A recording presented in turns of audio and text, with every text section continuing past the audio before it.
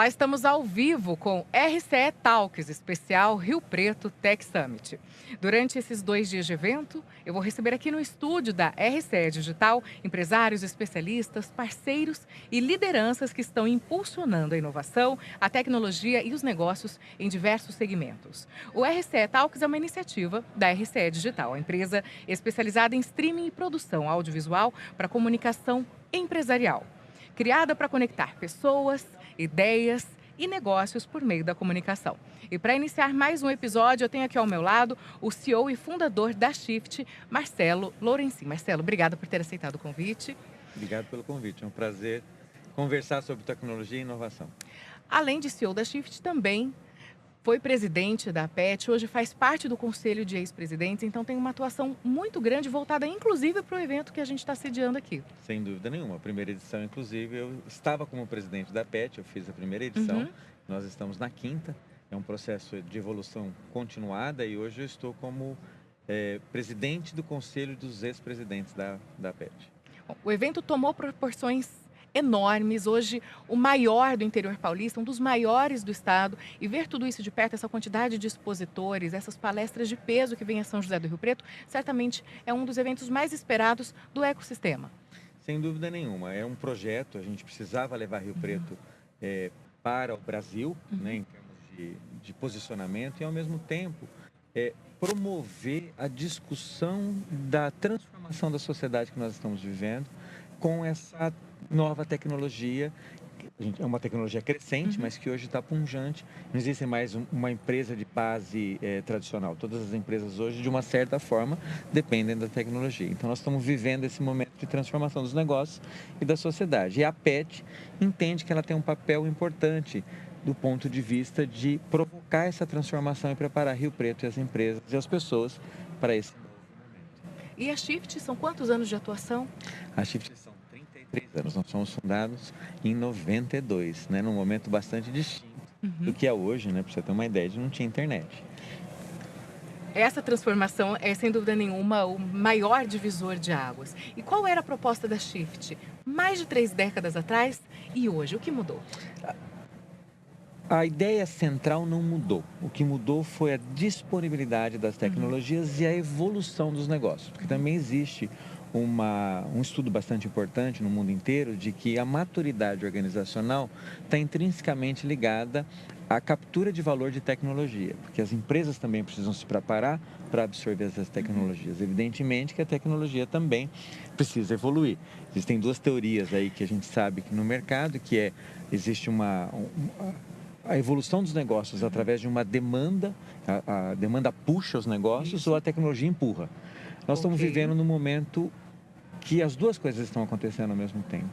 Mas, de todo jeito, voltando à sua pergunta central, a Shift sempre teve uma proposta de, através da tecnologia, melhorar a saúde, né? Porque a gente é uma empresa no setor de saúde, e a gente brinca que a saúde não só das pessoas envolvidas, impactadas, porque no final da cadeia de negócios da saúde nós temos vidas, mas também a saúde dos negócios que lidam com vida. Então sempre foi utilizada a tecnologia para uma melhor entrega de valor para aqueles que a usam. Então a pergunta inicial que é o que mudou? Em termos de essência, nada. Porém, com o avanço da tecnologia e a mudança, né, da demanda do setor de saúde, a proposta nossa de valor é muito diferenciada. E para o cliente final? Quais foram as principais transformações para esse cliente? O nosso cliente final são centros de medicina diagnóstica, mas ele está envolvido num ecossistema muito grande. Hoje a gente precisa estar interconectado, então nós temos de um lado o paciente, nós temos os hospitais, nós temos os médicos assistentes, nós temos a operadora de saúde, então existe um ecossistema muito grande.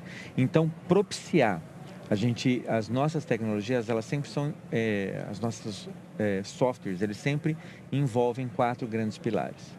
Um deles é a eficiência operacional, que é o que mais se fala hoje, e aí a gente vai ter, agora com o avanço da IA, um enorme ganho nesse aspecto.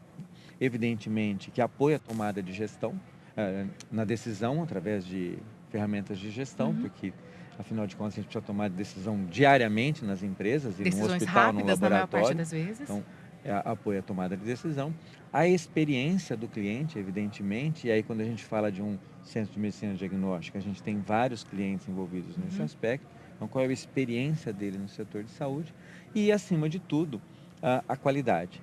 Porque a gente, evidentemente, quando se fala em saúde, a gente Não dá para precisa, perder em não dá para qualidade. perder em qualidade. Então, a gente sempre trabalha nesses 4 pilares desde a nossa fundação. Evidentemente que as coisas foram crescendo e com o avanço da tecnologia a gente foi entregando mais. E hoje a gente produz uma quantidade gigantesca de dados em saúde. É um desafio não só acessar esses dados, mas fazer com que eles se tornem eficientes nas tomadas de decisão? Não só na saúde, como no mundo todo, né? A quantidade de dados que a gente gera é gigante. O setor de saúde é um dos que mais gera dados. Evidentemente que, por conta de legislações, no caso da saúde, existe uma governança já intrínseca de que eu preciso de guardar um resultado de exames por um determinado período, etc. e tal. Entretanto, esses dados, no caso de saúde, vamos falar de saúde populacional, por exemplo, eles estão distribuídos. Então, a gente tem outros tipos de desafios na saúde, que é agregar esses dados para uma tomada de decisão mais populacional ou mais integrada. Imagine você vai num hospital e, de repente, um ano depois, você vai em outro hospital. Como é que esses dados trafegam de um lado para o outro? E assim, então, a gente tem esse tipo de desafio. Mas em todas as empresas e no mundo inteiro, existe uma deficiência de uma estratégia de olhar dados como um ativo um ativo da organização e ter uma governança de armazenagem, de curadoria desses dados e assim por diante. Afinal de contas, vai ser o insumo e é o insumo de qualquer tomada de decisão, inclusive potencializado pela IA. E como que essa deficiência poderia ser corrigida? Com IA? Não, a IA Não. ela vem Aí é uma depois. questão de É processo. uma Primeiro tem que questão de corrigir o processo, processo. exatamente. Tem que ter primeiramente uma política, né? Qual Perfeito. que é a política dos meus dados dentro da minha organização? Seja ela de saúde, evidentemente que no setor de saúde a gente tem um olhar diferente, né? Porque por detrás desses dados nós temos uma vida, Exato, são né? pessoas. E uma decisão. Por exemplo, no caso da Shift, a gente processa em torno de 22, 23% do volume de dados do Brasil. É muita É coisa. muita coisa, né? Então são milhões e milhões de atendimentos ano. Entendendo que 70% hoje, aproximadamente, das decisões médicas são baseadas em dados, em resultados de exames, imagina o impacto que nós temos nisso no setor. Então a gente tem que olhar para isso de uma forma bastante diferente. Por isso que um dos grandes processos para melhoria é a educação e uma governança em cima disso. Ok. E volto a dizer, no setor de saúde é mais regulado. Nós temos um problema de integração desses dados, que perpassa por outros desafios nacionais Ok. num país de proporção continental. Continental. E falando em inteligência artificial, quais impactos você considera que foram os mais transformadores e quais ainda estão por vir? O que a gente pode esperar da IA? A gente está, no caso do setor de saúde, né, e eu acho que em todos os setores, mas no setor de saúde também, a gente está no começo de uma grande revolução. Nós estamos vivenciando um momento que será transformador. O mundo será muito diferente daqui a 5 anos. Porque é uma tecnologia que hoje está com acesso, evidentemente que a gente tem alguns desafios ainda, mas ela vai transformar os negócios, vai transformar a saúde. Então, no caso da saúde, muito se fala, por exemplo, em diagnóstico médico, em análise de imagens, que são coisas que já estão aí e já são Ok. disponíveis para facilitar a vida de um diagnóstico ou de um médico. A pessoa fala, mas vai substituir um médico? Não, ele vai ajudar, ele vai potencializar. Eu gosto de um termo, inclusive, que eu tenho usado e vi numa palestra internacional, que ao invés de a gente falar de inteligência artificial, a gente pode falar de inteligência aumentada ou Excelente. expandida, né? Expandida. Porque é através dela que a gente vai conseguir potencializar os nossos skills. Mas existe um que a gente fala de fruta aí de mais baixa para a gente conseguir absorver, que é o aumento da eficiência. Tudo aquilo que for repetitivo, que não precisa de muito pensamento, que é uma análise superficial, isso vai ser substituído pela inteligência artificial. Lógico que ainda a gente tem desafios de custos, porque ela não é gratuita.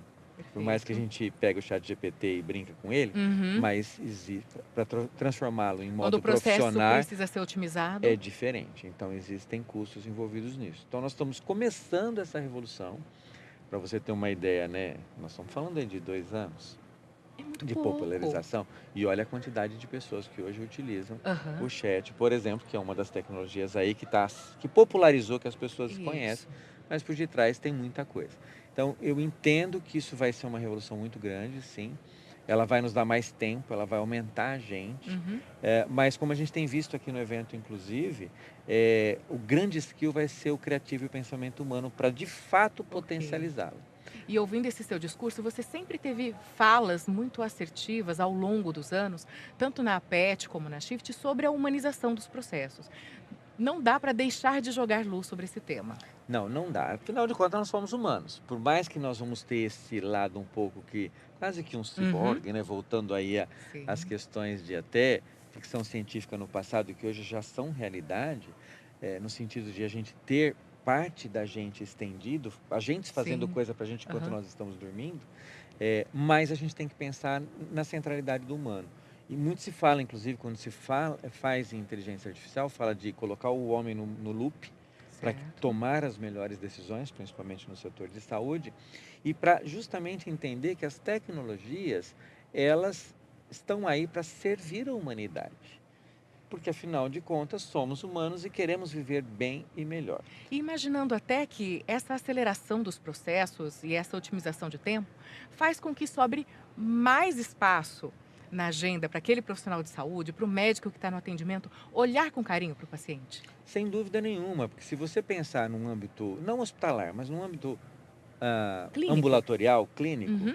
evidentemente que 90% das pessoas que vão ao médico não estão doentes. Elas devem ter alguma, né, Alguma assim, os queixa. resultados de exames, 70%, 80%, dependendo da comunidade, dependendo do tipo de exame, são normais. Uhum. Ora, se eu tenho uma tecnologia que tem uma curacidade alta, de que ela vai pegar esses 70, 80% e falar assim, isso aqui é normal, eu não preciso dedicar tempo, o médico ou um radiologista ou um médico assim, vai poder se dedicar mais tempo naquilo.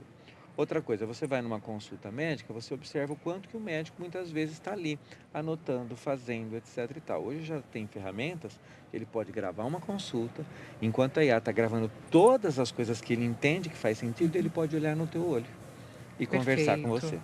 Isso é sensacional. Isso é a idealização da medicina. E também existe uma mudança muito importante na lógica da saúde, né? Há anos se fala em prevenção, diagnóstico preventivo e tudo mais. A IA pode avançar também nesse setor? Aumentar o nosso olhar e aumentar as ferramentas de prevenção? Por isso que eu vejo uma grande transformação no setor de saúde com Uhum. essa ferramenta que é a IA Ok. e todas as tecnologias E que a gente todas está as sendo adjacentes. adjacente. A gente vê, evidentemente, isso é palco de palestras do mundo inteiro, o aumento da expectativa de vida. Ok. Estamos vivendo mais e queremos Uhum. viver Nem mais sempre e melhor, melhor. mas certamente Mas mais. queremos viver mais. Com certeza. Então nós passamos as últimas décadas trazendo mais anos à nossa vida, Uhum. certo? Está Perfeito. no momento de agora a gente trazer mais vida a esses anos que nós trouxemos. E eu entendo que a tecnologia que a gente aí tem disponível vai nos ajudar. E, embora muito triste o momento que nós vivemos com a pandemia, ele trouxe uma consciência ao mundo. As pessoas estão mais conscientes de que é importante investir no wellness, no bem-estar. E a gente ter um sistema de saúde e não de doença, porque hoje nós temos um sistema de doença. De A gente vai doença. ao médico quando a gente tem um sintoma ou, eventualmente, quando a gente lembra de alguma coisa, e aí faz um diagnóstico, faz um O tratamento. que também é cultural. Também é cultural. Você observa uma mudança de cultura em outras regiões do mundo? No mundo inteiro existe isso, Uhum. algumas mais, outras menos, Ok. né? O Brasil, por exemplo, é um dos países que mais cresce em academia, por exemplo. E isso é muito bom. Como integrar tudo isso e você ter, inclusive, não só um resultado de exame, mas também com toda a tua situação social, daquilo que você participa, daquilo que você come, daquilo que você faz, pensando justamente em viver mais e melhor. Agora, eu gostaria de aproveitar ainda esse nosso tempinho aqui para conversar mais a respeito do evento. São 2 dias de Rio Preto Tech Summit. E como nós dissemos no início dessa nossa entrevista, a sua participação, desde o primeiro, ela foi importantíssima. Qual é a sua projeção agora para os próximos? O É, que é que falta ainda para a gente aqui? Olha, a gente tem um formato que a gente já está no 5º ano, né? E que ele cumpre 2 papéis importantes. Um deles é educativo.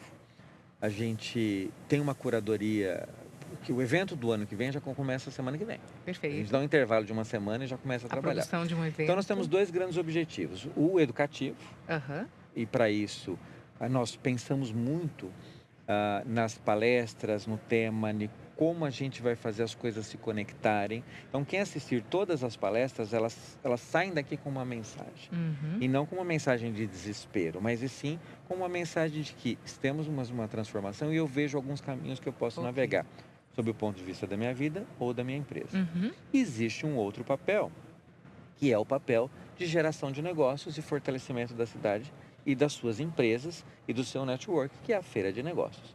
E ambos têm crescido. Esse ano, por exemplo, nós temos 3 palcos. Nós temos o palco principal e temos mais 2 palcos internos dentro da feira. Então nós demos já um salto bastante importante, diferente da primeira edição. Então é sempre uma evolução continuada. E do ponto de vista também de negócios, a feira triplicou. Então nós tínhamos um espaço de 1.000 metros, fomos para um espaço de 3.000 metros. Então nós temos um espaço para crescer ainda mais. Existe aí uma vontade de talvez transformar a feira e o congresso em 3 dias. Né? Isso tudo depende de uma série de aspectos para que a gente tenha mais uma absorção. Mas eu vejo que é uma evolução continuada tanto do ponto de vista de expansão de negócios, como também desse networking, dessa troca e dessa educação, que é o primeiro passo para a transformação de qualquer setor. E o acesso digital também é um grande diferencial na evolução dessas edições. Hoje as pessoas que também não podem vir pessoalmente podem acompanhar remotamente. Podem. A gente já faz isso há um tempo, algo que vem crescendo cada vez mais, o pessoal fazendo online, porque muitas vezes tem gente de fora, e todo mundo já está esperando, a gente está com data aí, provavelmente será na primeira quinzena de agosto em 2027. Excelente. Então, se você está nos acompanhando agora em tempo real, ainda não veio visitar a feira pessoalmente, amanhã, quinta-feira, os expositores continuam aqui, uma série de palestras com muito conteúdo, muita informação e projeção aí por pelo menos os próximos 10 anos. Sem dúvida nenhuma, queremos continuar, teremos a 6ª edição o ano que vem, né, em 2027. A gente já está programando, temos uma curadoria, como eu falei, de palestras bastante séria, um grupo que conversa com muitos palestrantes, vê tendências e tenta criar um storytelling que faz sentido para o momento que nós estamos vivendo. Perfeito. Marcelo, obrigada pela sua presença aqui no nosso estúdio, obrigada pelas informações. Muito obrigado pelo convite. Obrigada a você também pela sua companhia. Você pode continuar, é claro, consumindo todo esse conteúdo produzido hoje, especialmente para você, na plataforma oficial do Rio Preto Tech Summit e também no canal oficial da RCE Digital no YouTube. Até a nossa próxima entrevista. Quem está ao seu lado nos momentos mais importantes da vida? Mais do que estar ao seu lado, estamos sempre presentes. Pois parceiro é aquele que está sempre junto. É em quem a gente confia ter por perto em todos os momentos. Há mais de 75 anos sonhamos e construímos juntos com os nossos clientes, parceiros e colaboradores. Uma história de evolução que se renova e se transforma com inovação e tradição. Compartilhamos a caminhada e chegamos mais longe. E nos tornamos especialistas em projetos de vida. O parceiro na realização dos seus objetivos pessoais e profissionais. Ser o parceiro de cada passo, dos que já foram dados e dos que ainda virão. Seja qual for o seu próximo passo, estaremos lá. Rodobens, o parceiro do próximo passo.